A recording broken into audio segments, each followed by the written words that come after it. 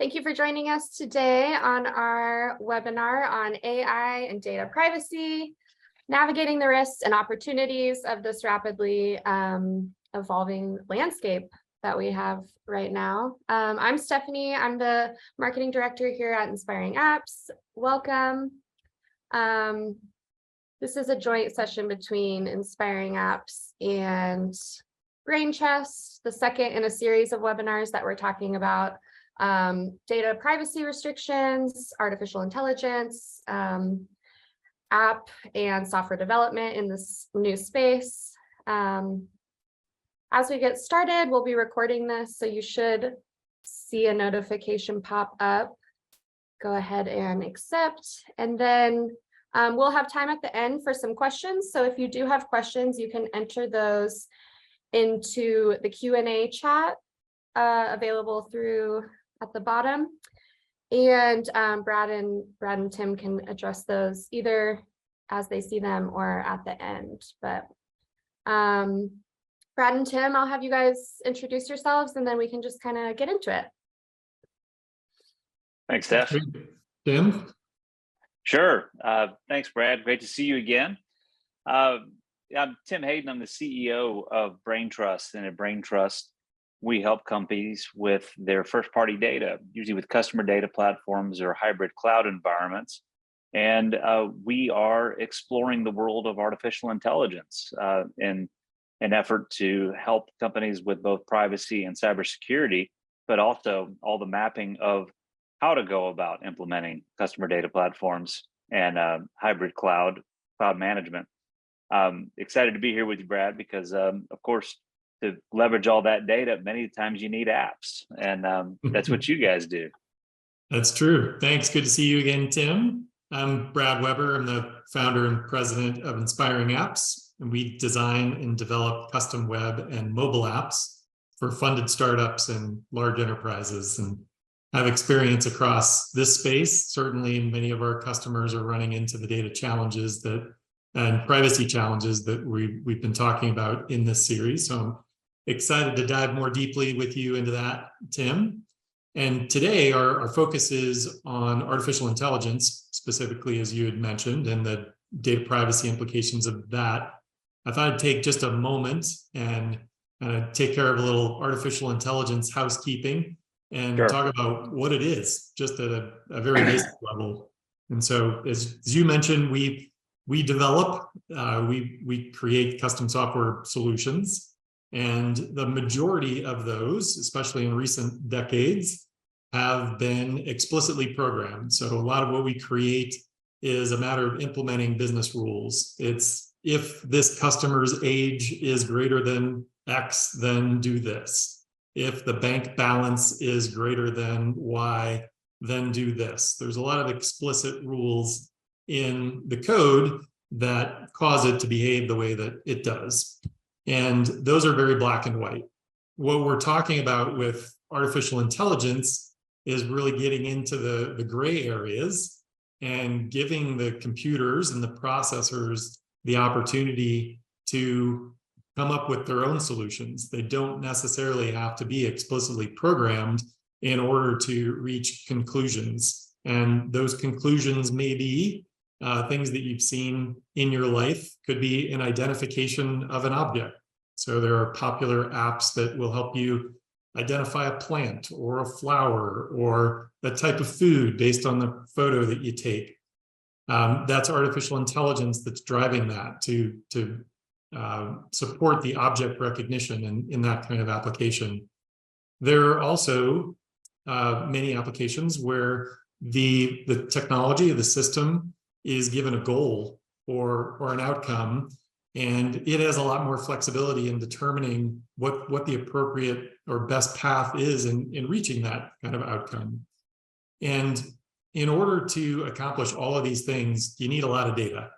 It is not enough to tell the difference between an apple and an orange, or an orange and a banana reliably by just using one photo of each.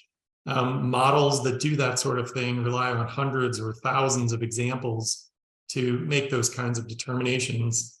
And certainly as you get into more complex challenges, like self-driving vehicles or fraud detection in transactions, you need lots and lots and lots of data.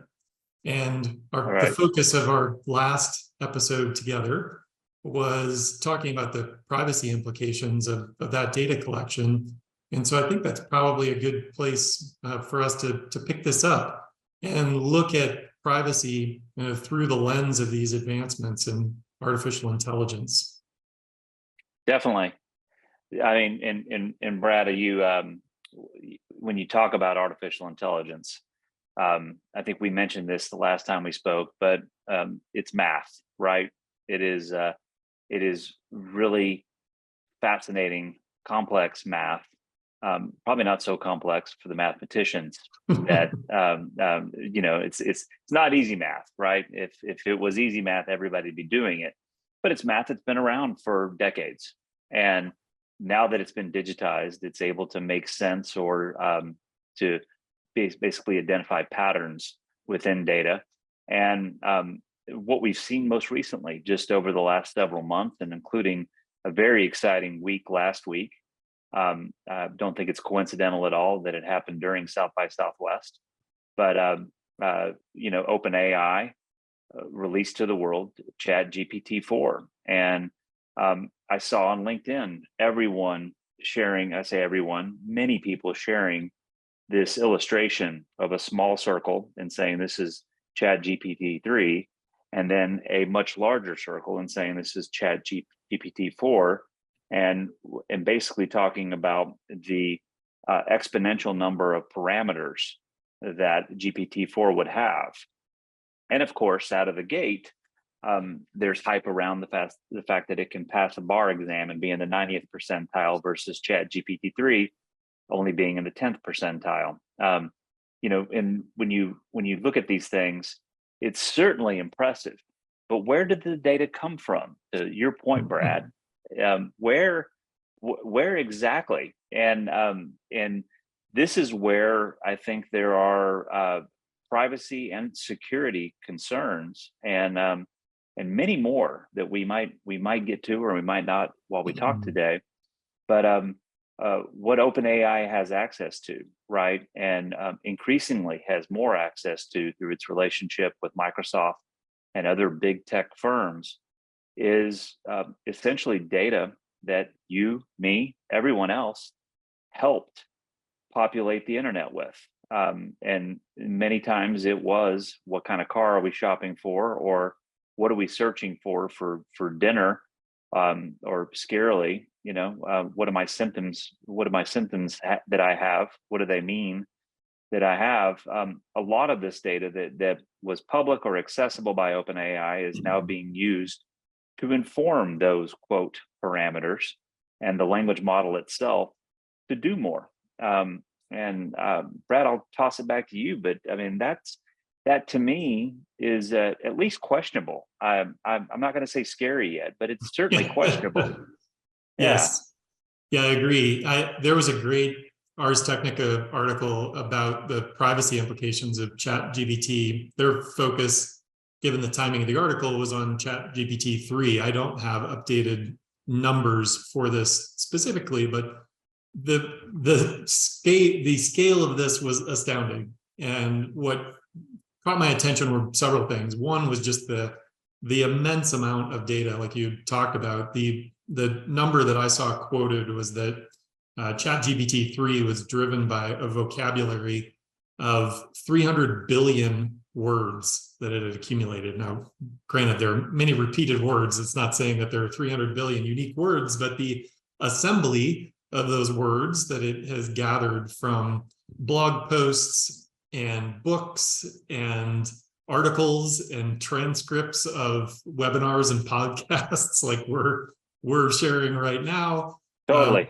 Really, the majority of the data appears to be publicly available, but in the example of books, the author of this article had noted that they made a request of ChatGPT to cite a chapter from a copyrighted book, and ChatGPT happily reproduced the entire chapter and provided no copyright annotation for that.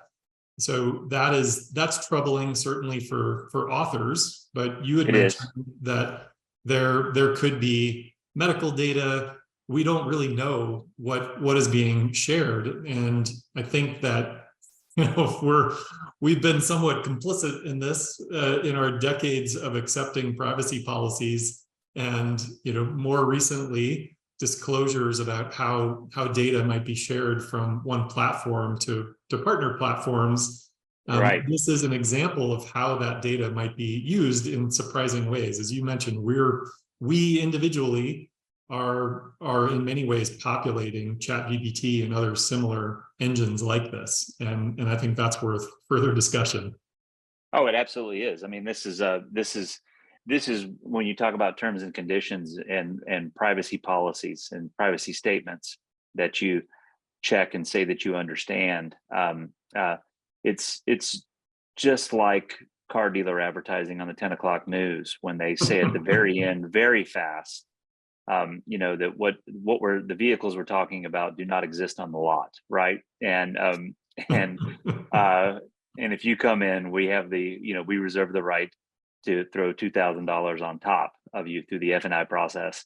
The bottom line is the legalese, the fine print in terms of the wheres that we've used in terms of user agreements over the past decade plus. That's exactly the data that is being used now to inform and train these language models, and what are kudos to OpenAI, who has come up with a very sleek, intuitive, and easy to use interface for us to be able to leverage. I hate to call it intelligence, but to leverage some math that is able to make sense of our prompts and go find out with a certain degree of correctness, what it is we're looking for, the answers that we need, or the answers that we've asked it to provide. And it's funny because you mentioned it earlier about the book, and a chapter out of a book is the US Copyright Office over the weekend actually came out with a formal statement saying that they were going to revisit copyright law. And as we do, they left it open-ended, but they said, we can tell you this much, that if you are using generative AI to produce copy or a book, you cannot claim the copyright to that content. And I think this is where things are probably a different webinar, a different conversation for us to have about authenticity. But certainly when we think about the 1-2 punch of private, sensitive, or otherwise non-public data that has been used and has been generated in some type of content or some type of prescriptive advice that one of these language models is providing, it gets a little spooky. Now I will say scary, right? This gets scary and a little bit spooky when we think of college students and we think of just someone sitting in their home who is trying to generate a report, or maybe trying to type up something for their PPA and claim that they're the author of it, right? It's happening. Those kinds of things are happening right now. But it's what we always talk about with garbage in, garbage out, is maybe it's not garbage, it's just somebody else's work that's going somewhere else, and someone's claiming that it's their own. Yeah. Yeah, I think that's an interesting point, that we're talking about two different aspects of copyright material. One is the copyright material that might be used to populate the collection of data that's being used for the generative AI. And then the other is when the AI produces potentially copyrightable material, whether it be in written form or artwork, out the other end. And so I think this is probably one of the larger changes that's come to the Copyright Office in a long time. So it wouldn't surprise me if this takes them a little while to digest this. Definitely. And I think in the vein of privacy, I've had a few clients who've actually asked me, they've read up on the OpenAI API documentation. What we can simply plug ChatGPT into our CRM.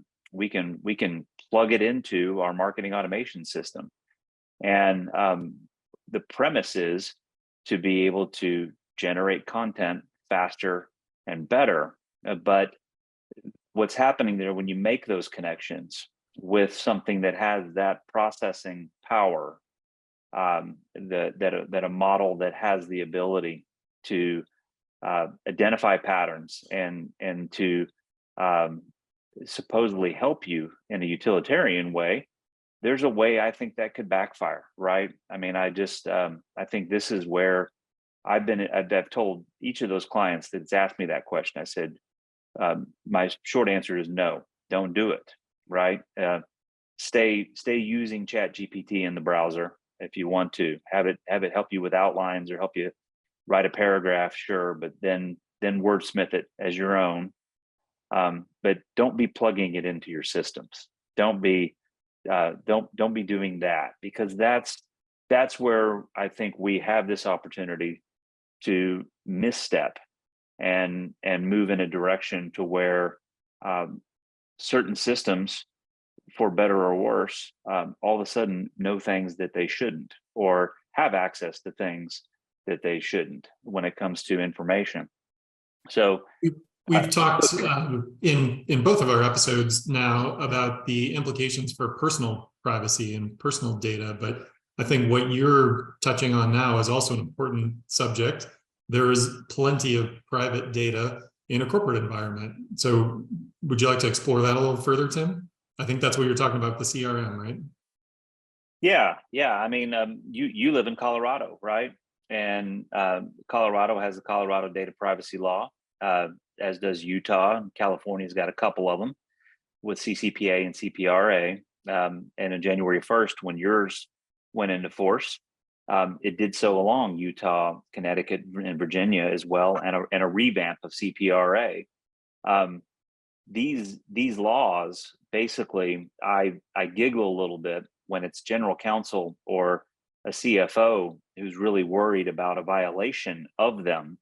And I say, absolutely, you should be ready for some type of litigious call or a letter that will show up because someone says they unsubscribed and you're still sending them email. I mean, that's been around for a while, and I think we're going to see that only grow. But the other side of that is, when you read these laws, they are basically a prescription for structuring your data and to be a better steward of the data that's entrusted to you. And when you talk about CRMs or customer data platforms, cloud management, all of these systems today, in terms of how they leverage AI ML, are there to help you move faster internally to the organization. And that, by all means, is proprietary in some regard. That's proprietary information, a competitive advantage, if you will.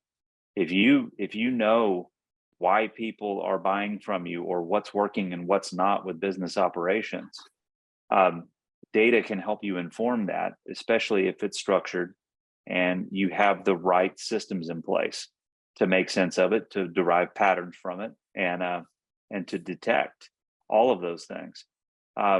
So, I mean, as that goes, there's the front side of that too, the interface side of it, which is where I look to you, Brad. I mean, it's where do apps play in all this, right? Where do apps, in terms of privilege of access to information, or least privileged access to information, what do you see happening there? And what does that have to do with this world of privacy, especially when you're plugging into a CRM or some other large database of information? Yeah, good question. So I think the mobile app specifically, all this certainly apply to web applications as well, oftentimes provide the window into that data that we're talking about. The immense amount of data that's driving ChatGPT and its competitors is petabytes of information that's in the cloud that certainly eclipses what you're going to be able to carry around in your pocket anytime soon. So what we see on the client side of this, both web and mobile, are the results often of that analysis that's happening in the cloud or in a giant server farm that's coming up with the information of the tips or the driving information for the sales team or something, or what regions they should focus on, all that sort of thing. The numbers are being crunched oftentimes in the cloud and being presented at the phone or the browser level in order for a user to make sense of it and to be able to take action from it. I think the phones in particular, we talked about this a little bit in our last episode, are also participating in collecting some of that data. Oftentimes through our active input, and other times very passively behind the scenes, whether it's our location data, our health data, the number of steps that we've taken, that sort of information is helping to kind of feed the machine as well. So I think we see it in two different ways.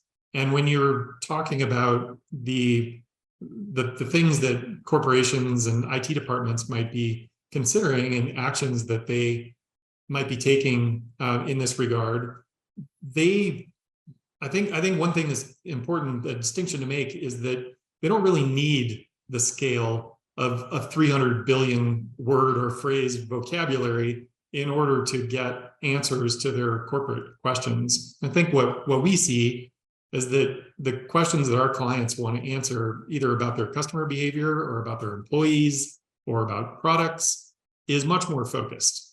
And so I think it's far more practical for organizations whose sole purpose is not to answer these questions for the general public, but to answer very specific questions about how to improve the performance of their operations, can create their own models, can manage their own data, keep this private within the walls of their organization to perform the analysis and maintain that competitive advantage that you had talked about. Definitely. I mean, I think it's all fascinating. I think the next time we talk, we probably should talk about edge computing, because it's not just the phone, it's not just the browser in the conventional or traditional sense.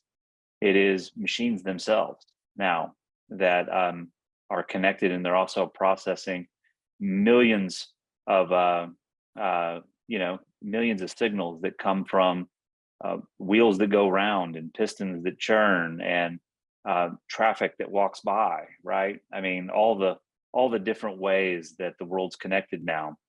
But back to where we are right now, I'm of the belief, I shared this morning an article that I read from TechCrunch that Google Glass is finally being sunset, right? I saw that, yes. And we'll defer a conversation about Google Glass and all of that for IoT and edge computing, because that's what was happening with Google Glass. There was a lot of processing happening in the frame of the glasses, right? But the harbinger, I call it, of I always thought Google Glass was just not ripe anytime soon, because we as humans don't need a heads up display. And at the time I said that, this was a decade plus ago, I was a mobile strategist myself, and I was helping companies how to figure out more things to do utilitarian with mobile apps at the time. But at the same time, I was very cognizant that we don't need people staring at their phones while they're driving their cars. We don't need people, they really don't need to be staring at them as they're walking down the street. And as that happened, it just seemed like it wasn't any safer to have a heads up visualization in Google Glass. And I don't think it's too far of a reach to say that where people are enamored right now with Chat GPT and what Microsoft has done with Bing and pulled back a little bit and then come back a little bit more with what Google's doing, right? And what they can do and they will do more of. We probably could talk about them specifically, but are we as humans, do we absolutely need to have a Siri or an Alexa, or now something that is much deeper and much more capable to constantly be the thing that we go to answer a question for us, especially when we are able-bodied to get around and to experience life ourselves, Right. and to know where to query information when we need it. That which is necessary, right? Not I understand if you have encyclopedic needs, you're going to have to go to the internet anyway. I understand, but I just wonder what is the shelf life going to be? What is the run? It looks really good right now. It's new, it's shiny, but I don't know, Brad. What do you think will be 6 months, 9 months from now with Chat GPT or any of these other language models? We're definitely going to see privacy more at the forefront of that conversation. I think right now as you said, there's just such excitement around the tool and people are learning about what's possible. What's interesting is that it isn't new. You talked about being around for decades. I mean, it's over 75 years. You can go back into some early research papers like in the 1940s talking about the possibilities of this. So the idea is not new. And the military, US and otherwise, have been advancing artificial intelligence for a long time, both privately and in public view. I remembered probably over 20 years ago meeting teams that were participating in the DARPA challenge to create autonomous vehicles that were able to complete a course that was unknown ahead of time. It wasn't mapped out. They were given a challenge on the day for their vehicle to be able to figure out how to get from point A to point B over really challenging terrain. And so those problems have been worked on, and what that evolves into is Tesla and others working on their self-driving car capabilities, and just other conveniences that are popping up in our everyday lives that we talked about in the last session as well. I think it's exciting. I think there are a lot of things we've talked about that, as you noted, are a little scary. Maybe we're going a little too far to start. But what's really exciting is that ChatGPT in particular has really thrown the notion of artificial intelligence and ML into the conversations of the general public. And I think that is an important step in the process for us to continue to advance and for that to expand. So I talked about privacy. You said what's coming in the next 6 months. One thing to note about ChatGPT is that it's entirely text-based still at this point. Doesn't do anything with audio, doesn't do anything with video. There are a lot of other areas where we're most certainly going to see this start to permeate. But this is an important kind of big bang to get everyone's attention at this point. That I think is an exciting part of the process. Sure. No, I mean, I absolutely agree. I mean, and to that point about privacy, we mentioned the U.S. Copyright Office, right? You have the U.S. Copyright Office. You have several states that have data privacy laws in place. You have hungry attorneys out there that will make something out of nothing and make something out of something that has substance right now in terms of how data is being used. A client of ours here at Brain+Trust said to me about 2 weeks ago, said, people say that data is the new oil, and certainly data has a value, but data is actually dynamite at the end of the day. You have to handle it with care. And that's where this is going with privacy. It's where it's going with security. And I think we're going to see most fascinating and when we talk about 3 or 4 months from now, or 9 months from now, in 2023, there are a number of economists and economic analysts that are forecasting that there will be some type of economic recession, right? That there will be corners of the economy that will shrink, and there will be others that would just continue to grow and expand. AI certainly is one of those that I think we're just going to watch, because it does hold that promise that technology has always given us to do more with less, and it's proving it day in and day out. But at the end of the day, when you think about patterns, right? We're coming off the end of a pandemic. We're just now getting the emergency label removed, and with that, things weren't normal.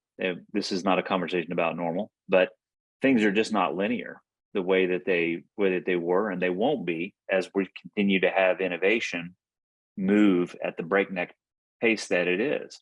So when it comes to predictive analytics, which is what I think I heard, and I forgot who it was, but I saw some people quoting speakers at South by Southwest that said, all ChatGPT is fantastic statistical intelligence, right?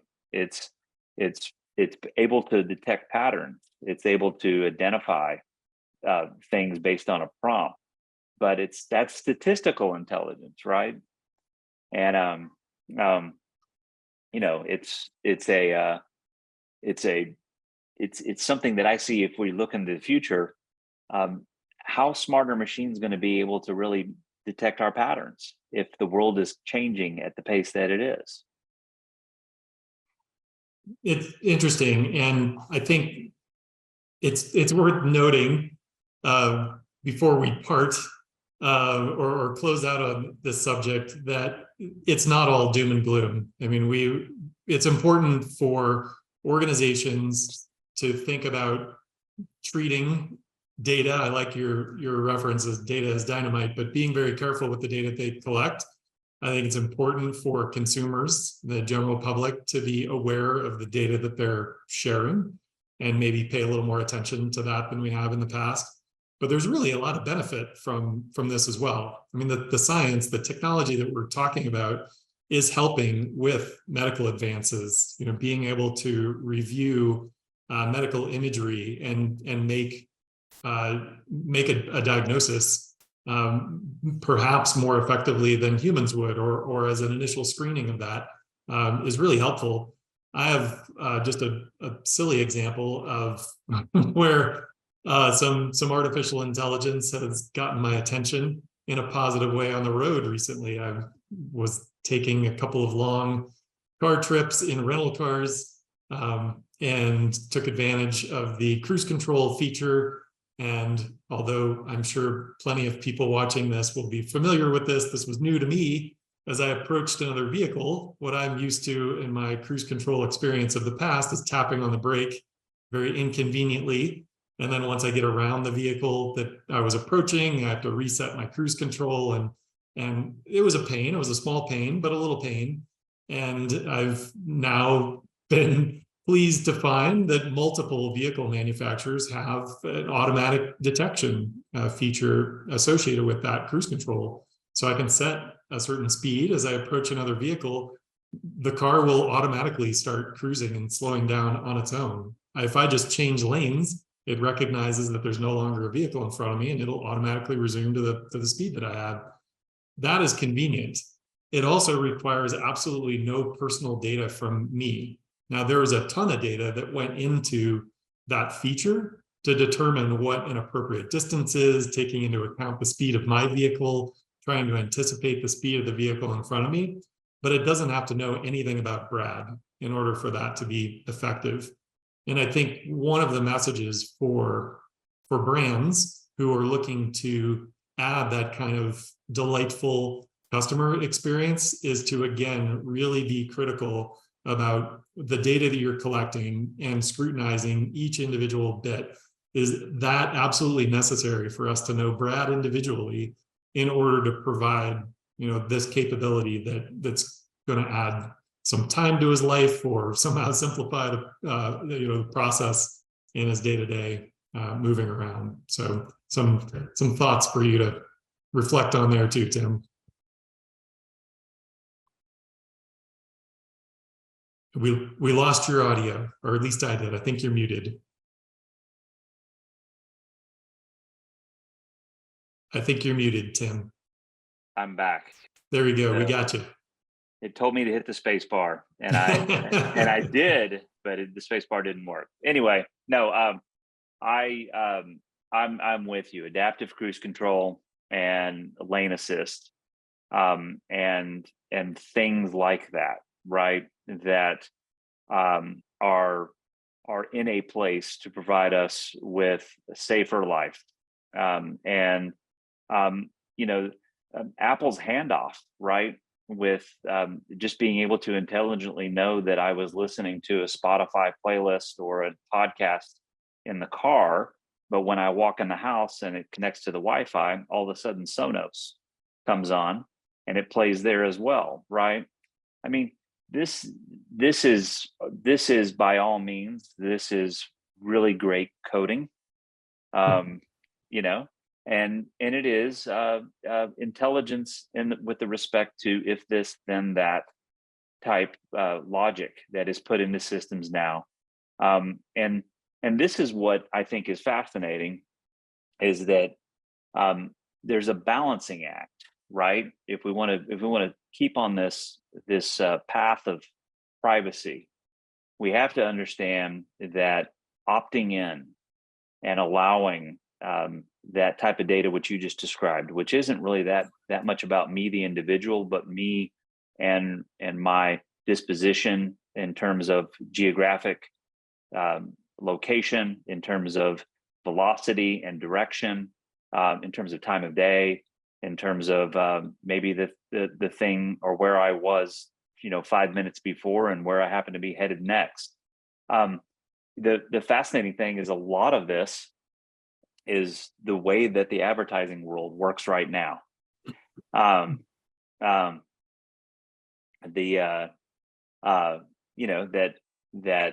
we can start to deliver programmatically the best message to the right person at the right time. So a lot of this has already been in play for a while, and I wonder how we're going to see systems and language models start to inform that as well. If you do have your data structured, right, and all of your systems, I'm thinking of a customer data platform now, where you have 100% of your customer related technologies that are connected via a real-time API. Most of them, not all would be, but most with a real-time API. You've got your finger on the pulse of customer behavior all the time. Do you see the language model coming in and helping to automate how that would then go inform a demand side platform with advertising, or even better, things that happen within a store and apps in a store that inform people that are working on the floor about customers or certain kinds of customers that are headed that way. And maybe we need to change our script. Maybe we need to move the sweaters to the front of the store. I don't know. I don't know. It's that, how I think, Brad. It's all connected. It's all connected. Yes. And it's fun to play with in a browser, but when are we going to put this thing to real work to help us with that data we have today, and to make sure we're doing so very responsibly?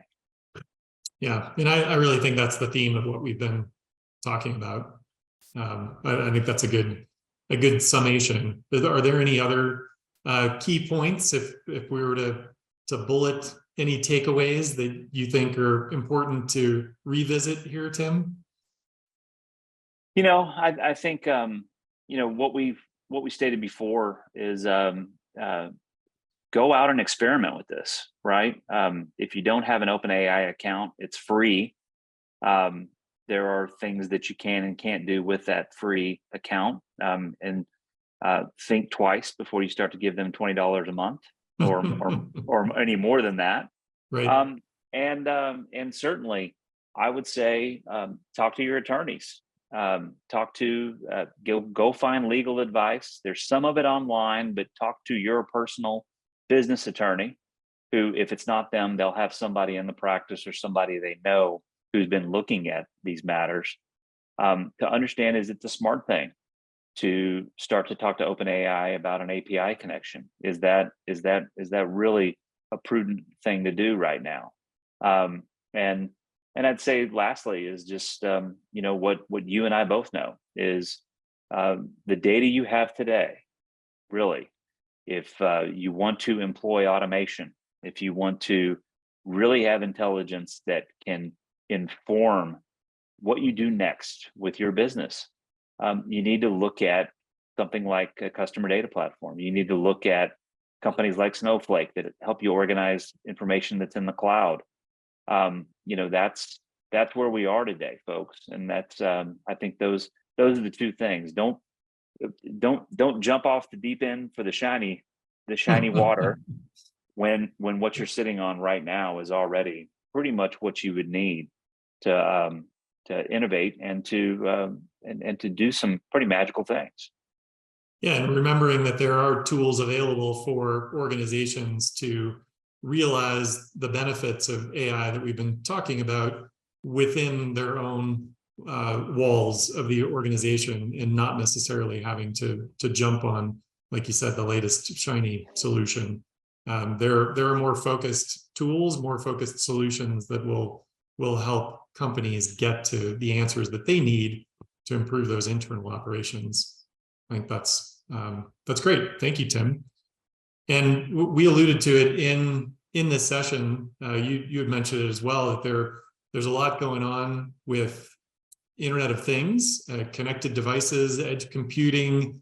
I know you and your customers have a lot of experience around vehicles, connected vehicles. And so it seems like that would be a great thing for us to turn our attention to next time.